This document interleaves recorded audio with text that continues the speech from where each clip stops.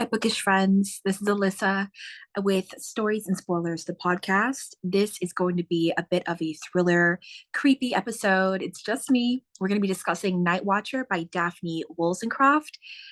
For folks who are looking on YouTube, please subscribe and like this video. Show the channel some love. For folks listening on Spotify, give us a follow and definitely leave a comment and be kind. This book actually just came out this year, but the moment I saw who it was by, I had to read it as soon as possible because Daphne Woolsoncroft actually is a host of a non it is like a true crime podcast, but she puts so much heart into her research that I've always just really enjoyed listening to it. So I would definitely check out her podcast for that because she has such a beautiful voice, and the way that she describes these really intense and dark stories of loss, she's always really respectful of the victims, and you can definitely see that in her book Night Watcher. So even though Night Watcher is based off of a fictional serial killer, there is a root of truth and a root of real fear. In the beginning of the book, this is not necessarily a spoiler in my mind because it's a message directly from the author to the reader. The author, unfortunately, before she was born, lost her aunt to a serial killer. So that's a horrible crime, and she ties a lot of her respect for victims in the way that the media impacts victims, how police play a major role in the criminal justice system. She discusses a lot of this in the story of Night Watcher. The audiobook is around 9 hours and 7 minutes. You can probably listen to it on Audible or on Everand, where I listen to it. The physical copy is around 336 pages. I read it in about a week. You know, life happens, but the story was so interestingly paced. I probably could have read it in a night or two, but like I said, life is crazy. A little bit about Night Watcher. So this podcaster, her name is Nola. Her father originally started this radio station called Night Watcher, and on the radio show, people would call in about like paranormal events. It's set in Seattle. It's very similar to like Lights Out. It's a little bit like that podcast in a way, which is a real podcast. But Night Watcher in this fictional story, a girl calls one night, and be aware, like this podcast, this radio station was passed on to Nola by her father. So it's been around for quite a while. It's pretty well established in the story. But a girl calls one night and you hear like heavy breathing. And it turns out that she says she sees a ghost in her house, like someone's in her house. So you're like, is this paranormal? Is it a break in? Like, what's going on? And the story kind of goes from there. You learn a little bit about the main character, Nola, and what happened in her past. There is a killer on the loose, and a lot of people thought that, like, maybe he stopped for a long time. They're like, okay, maybe he passed away from old age. Like, maybe it's over. And the killings begin again. And Nola is trying to kind of uncover if this is linked to what happened to her in the past. You're also getting the perspective of a police officer who's investigating the crimes. And it's a really twisty and fast paced story. I do want to give a trigger warning, of course, that in this story there is quite a bit of death. It's also, there's a perspective from the killer. We don't get his name till the very end. And honestly, you don't really care for his name because he is so like disgusting and horrible. But this story is definitely chilling. I highly recommend that you listen to Night Watcher as an audiobook because the author has an opening message in the beginning of the story that really gives you a sense of the tone and what inspired her to write this book. And it's her first book. So we love a debut author. I will say that like I could see this being a film. It was very visceral. And when they had the radio station like parts where you could hear her kind of talking on the radio station, the sound quality made it sound like a podcast in a way. So if you like a mixed medium, this book would be super good for you. If you like a good thriller, if you are a huge fan of the similar vibes of like Scream, or if you really enjoyed the fast-paced nature of books like The Guest List with multiple POVs and it's kind of twisty, then you'll really enjoy Night Watcher by Daphne Woolsoncroft. I will link it below. For folks who don't want any spoilers, I would highly recommend like this video now, save it on your TBR, come back once you've read the book because I am going to be diving into some spoilers in this episode. So heads up, spoiler alert. I will be discussing spoilers in a few minutes. But before we fall into spoilers, I want to share some of my favorite quotes from this book. So, some of my favorite quotes are: the harrowing face she saw at the bottom of her staircase. This one is the same terrifying face over and over again.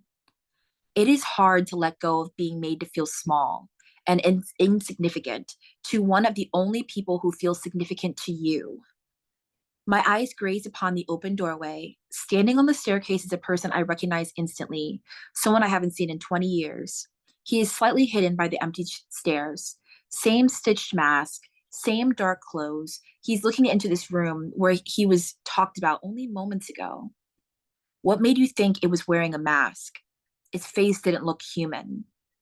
Like a fox to a hen, they call him the hiding man. Are locals staying inside because of the storm or out of the fear of the reaper? I deserve to survive this and to live to tell the tale. Those are some of my favorite quotes from the book. Like I said, the hiding man in this book is incredibly scary. It was terrifying to think that this book was also written by someone who studies quite a bit into the true crime genre.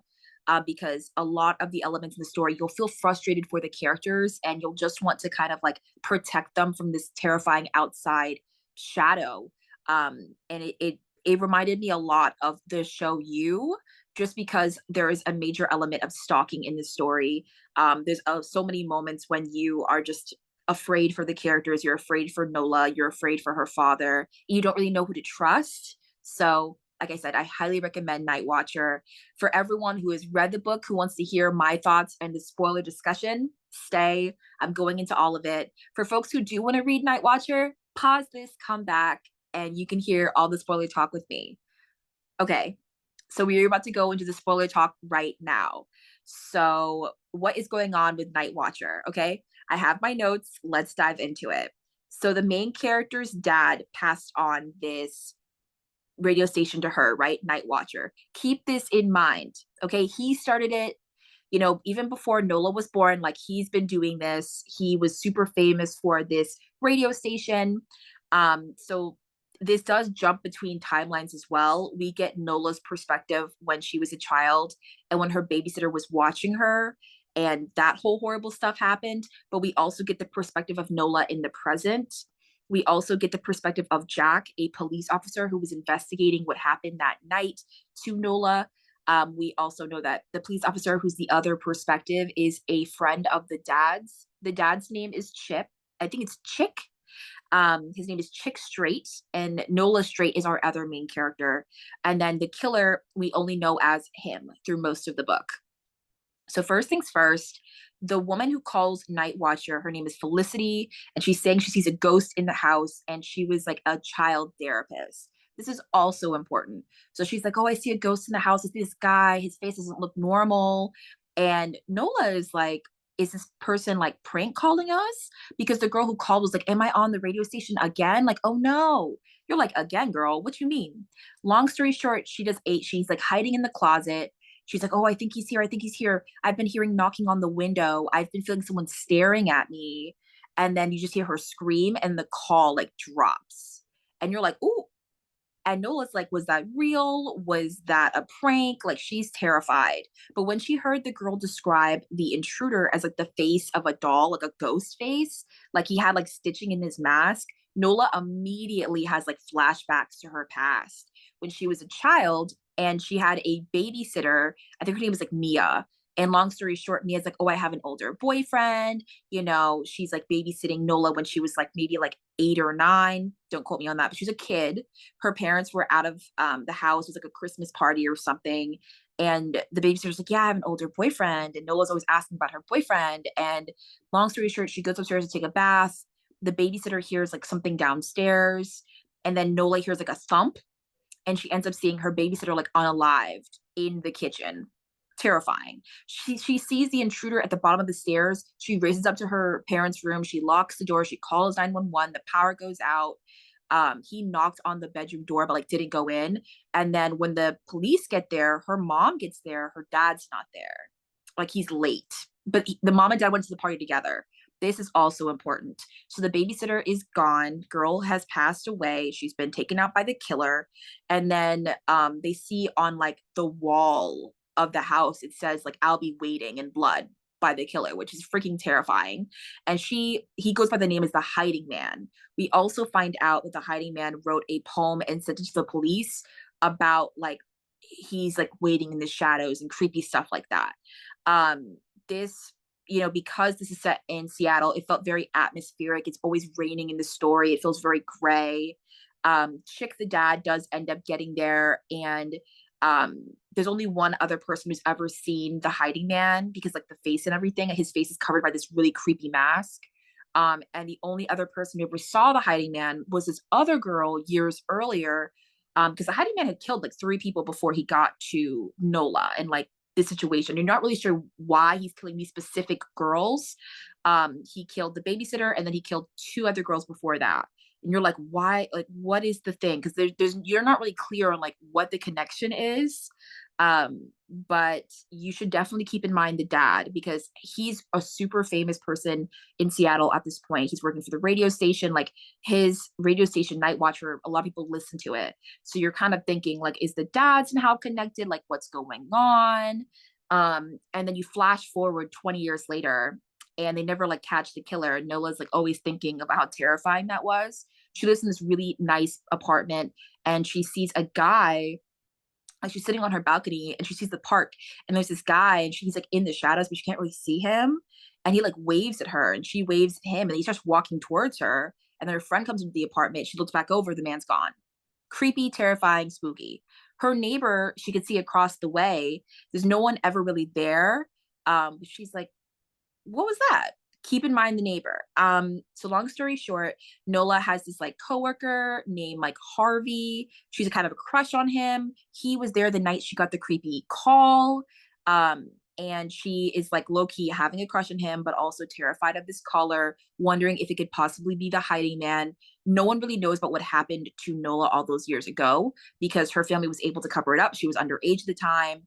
So most people don't know that she was part of that like connection to crime. And then we fast forward, and her dad has become a famous writer now, and they're really close. And the mom and dad are no longer together, and you're not quite sure why, because 20 years in the past they were together, but now they're no longer together. You're like, why? Nola's dad, Chick, he took some files from Jack, the police officer, but you're like, why does he need the files? It later alludes, when you get Jack's point of view, that the dad needs the files because he's working on a new book. And you're kind of sitting here like, what is the new book? And you end up finding out in a book event for the dad, that the book is going to be called Living Shadows: How a Serial Killer Called the Hiding Man Terrified a Nation.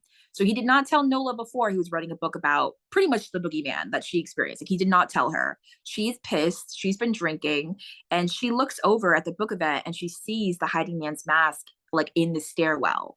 So he's there. She's chasing, she's looking for him. She can't find him.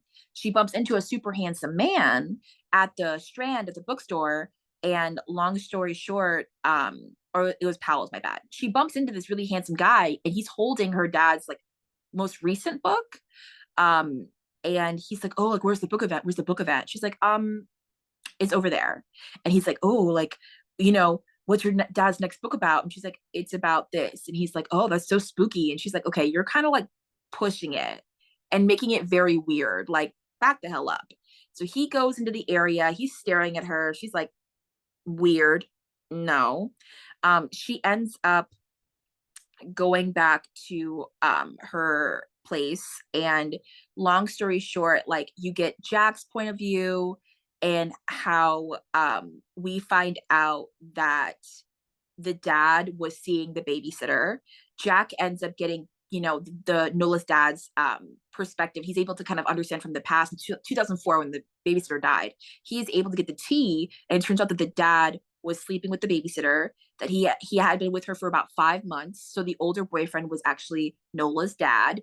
That's twisted. And we also find out that the reason that Nola's dad was late to be there with her is because he had taken a producer from the radio station to like his job to show him around, and he didn't have his phone on him, so he didn't get the calls about like there's been an issue at the house. We end up finding out that the Hiding Man is back. Like Jack's like, yeah, they end up finding the body of the girl who was killed earlier in the book in her closet, and she was a child therapist. We also find out in the beginning of the book that there was a car crash nearby where a woman and her son were killed. And you're thinking, like, how is this important later on in the story? Well, it turns out a lot more goes on, but it turns out that the two girls who were killed in 2004 were actually two of the mistresses of Nola's dad, Chick. He'd been having affairs for quite a while. He also was with Mia. And we end up finding out that the killer was a huge fan of Night Watcher back in the day. And he ended up trying to go up to Chick in a bar and be like, "Oh, I love Night Watcher so much." And Chick looked at him and he heard his stutter and he saw how, funky this guy looked. And he told him to, like, F off, like, leave me alone. And the killer was like, I'm a fan. I'm a fan. And the dad was like, "I don't give an F." And he pushed him over and, like, the beer got on him. And the killer was like, "You're going to regret this." And the dad was like, like, he was very cocky at the time. And he was like, "Oh, like, get out of here." And the killer thinks in his head, like, "I'm going to ruin your life." And he ends up stalking the dad. He ends up killing two of the dad's lovers. And then one night he goes to the dad's house planning on attacking the babysitter because he knows that the dad's sleeping with the babysitter. He kills the babysitter, realizes Nola's still there. He's like, "I'm gonna come back for you. I'm just gonna mess with your head, mess with your dad's head, like, keep him in fear." And the killer ended up later on getting married and having a son. That is the woman and the son who died in the beginning of the book, the car crash. That was the killer's wife and son. So he's sitting here like, I took a break, and now I'm coming back because now my wife and son are gone. I have nothing to lose. I'm just gonna keep going. So he ends up, like, really hating the dad. Like, this is like a vendetta that goes on for years. And he's like, "I'm coming back." The dad ended up stealing a box of the evidence from the crimes that the killer committed to write his book. He took the box because Jack, the police officer, had said, like, "This case is dead in the water. It's a cold case. We're never going to solve it. Blah, blah, blah, blah, blah." They become friends. So the dad was like, "Okay, cool." He stole the evidence that Jack had allowed him to borrow, like, to look at. He took it. And Jack is pissed. And he's sitting here like, "I know you slept with the babysitter." He's like, "We know the other two girls who died before the babysitter were also your lovers." It really looks like the dad is the killer. We know as the readers the dad is not the killer. So Nola's sitting here like, she's also investigating. Like, she goes to one of the victims' houses. She sees cameras around her apartment, the same cameras that Nola has, but her cameras keep going in and out due to this really bad storm. And she's like, "Man, like, I'm not getting any footage of, like, my back door." And the other girls always kept saying that they heard, like, tapping on their window. They felt like someone was staring at them. We end up finding out that the killer's previous job was, like, in security and, like, cameras. So he would sit in a van near the house and he would, like, mess with their cameras. He would watch them and he would mess with their cameras so that they wouldn't catch him going in the house. And the tapping on the window was him. Like, he would mess with them to make them, like, super anxious. So it was, his goal was always to get one over on the dad. He was always trying to make the father suffer, and he was going to unalive Nola as an adult and write, like, a note saying that pretty much she couldn't handle the stress of finding out her dad was a killer. He was not, but the killer's intent was to make it seem like Chick, the dad, was the killer the whole time. He was gonna, make sure that Nola passes away because it was like the guilt was eating her alive. It was just really scary. We end up finding out as well that Nola has, like, a sexy romantic moment with Harvey, her coworker, who was also on the podcast. But after they have this sexy intimate moment, she wakes up and her name is, like, carved into his leg. His head is bleeding. It turned out the killer, like, I guess they left their sliding glass door open at one point because they've been drinking. They weren't paying attention. And the killer got in the house and, like, hit Harvey over the head. She was so drunk that she was still asleep. She wakes up, she calls 911, like, Harvey's in the hospital. And she's like, "This ends tonight." And she ends up going back to her house after the attack. And we get the killer's point of view, and he's still in the house. And I'm sitting here and I'm like, spooky. Yeah. We also find out that the neighbor next door, we were like, "Oh, could he be the killer?" Because he, we never saw him. He was kind of creepy. She's going to her neighbor's house, knocks on the door. It turns out he's, like, an old man in a wheelchair. And he's like, oh yeah, like my window sees your window. So if I ever see anything weird, like I'll call 911 for emergency. She's like, oh my God, he was actually a super sweet guy. So she ends up going back in the house. The power goes out. We get the killer's point of view. And he's like, I'm going to make it look like she unalived herself. And then I'm going to write this letter and her dad's going to be eaten alive. He's going to be in jail. And I'll finally get my vengeance. And the power goes out for him. He's like, oh, I didn't take the power out. I got to attack her now. He attacks her. She's fighting back. He's wearing his mask. She ends up taking the mask off and like hitting him in the groin. He's on the ground and he stabs her in the stomach and she's like, oh my gosh, it's all over. It's going to happen. I'm going to end. I'm not going to be here at the end of the day. And we end up finding out who the killer was. And the killer was the attractive guy from the bookstore. We know the killer's connection with the dad. He hated the dad because of what happened at the bar that night. And like the dad, the killer also had some issues with his parents. His dad was an alcoholic. Like the dad was abusive towards the killer. So the beer splashing on him plus chick being rude to him, it was too much. Mm-mm. And he's like, I'm going to ruin your life. Okay. And Nola's looking at the guy. She's like, oh my gosh, I recognize you. You're the guy from the bookstore. You're the cute guy who stared too long and was weird. Strange. Anyway, they're fighting. She ends up killing him. He drops a knife. She ends up killing him. He's on the ground. She ends up going to the hospital. She ends up okay. Harvey's there for her when she wakes up. The dad, she ends up sharing her story with the dad because he didn't ask her at first, like, do you need part of my book? Do you want to? He wasn't open with her. And when she wakes up in the hospital, she's able to open up to him and be like, you weren't there for me. You were cheating on mom. Like you were doing all these horrible things. And I needed you. And you put the radio station above us. And it was just really hurtful. The dad acknowledges it. And he wants to be a better person. So they heal that. We end up finding out that the killer is no longer alive and she's no longer living in fear. Her dad ends up adding her story to his book about the killer. And he's going to give all the proceeds to the victims' families, which is really kind and right. And then at the end we hear her dad come back on the radio station for like the 20th anniversary and a girl calls and she's like, come back here, and you hear her breathing heavy and then she ends up saying, oh my gosh, like I'm on air and I was chasing my dog. So the end of the book is kind of spooky, but then it's not, because she's like, oh, let me share a UFO story. Okay. And then the last part of the book that really like pulled to my heartstrings was the main character said, I embrace paranoia and fear. Knowing those things have liberated me from evil and that it saved many women from evil and a sick excuse of a man who now rots below the earth. I will stay diligent. Just like my listeners, I am a night watcher. And then the end of the book is the author talking about the story of losing her aunt and the way that her podcast really impacted her life, how she's researched for the podcast, and how she's trying to kind of shine a light on the stories of victims. So that is a very quick summary of Night Watcher. I imagined a lot of the characters in my head, kind of like a movie. I imagined Chick, her dad, as like Jeff Bridges. I imagined Nola as Lily Collins. Obviously I didn't try to imagine the killer that often, but when I did, I just kept thinking of the guy who played Joe from You. I needed him to be good looking, but also like he could be very creepy.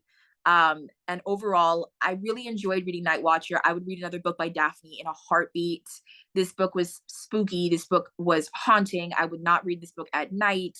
But it was definitely an impactful and complex thriller that I would highly recommend. So if you enjoyed this episode, please like on YouTube, subscribe, leave a kind comment. I tried to kind of summarize it in the best way I could. There's a lot more that happens, but that is like my version of a quick description of Night Watcher. I hope you enjoy and have an absolutely wonderful day.